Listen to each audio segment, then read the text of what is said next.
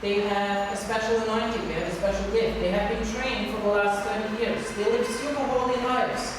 And then, somehow, they have been chosen to still have this gift. And they travel all over the world and they heal people. But an ordinary Christian like you and me, for us, this gift is not available any longer.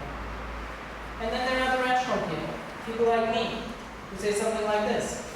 There's always a biological explanation. I had one person who said about himself, I have a gift of healing.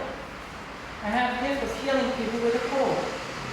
And his testimony was this: whenever I pray for someone who has a cold, that person nearly always feels much, much better 3 days later. Well, I think we all have an opinion about that. But what does the Bible actually say about healing? What did Jesus say about it? What did he teach?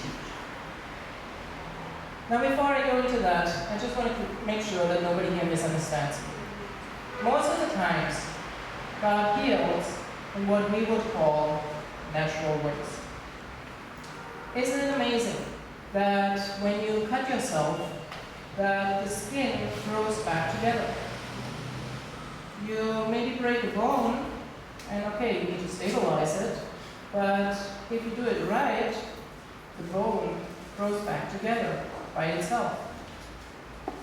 To me personally, that's a miracle in itself, that the body can regenerate itself.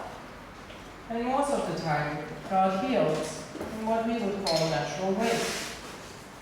Very often, God heals by using doctors and medicine. I mean, all of us probably have been sick and we didn't know what to do, so we went to the doctor and he gave us medicine, and then we got better. So God uses the medical profession to heal people. Sometimes, however, in addition to these ways that we are all accustomed to and that we are all familiar with, God chooses to heal supernaturally. That means that maybe God chooses to heal a person instantaneously. When a doctor would say, this is a process, this would take 6 months, this would take a year for you to recover, God just heals that person in a moment.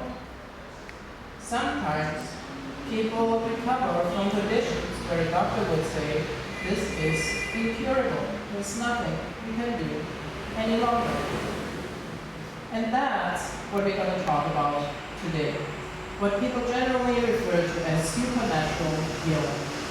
So please, don't walk away from here thinking that I told you, don't go to the doctors. That's not what I'm trying to communicate. But what I'm trying to communicate is that God sometimes chooses to heal in ways, in supernatural ways, that we cannot explain.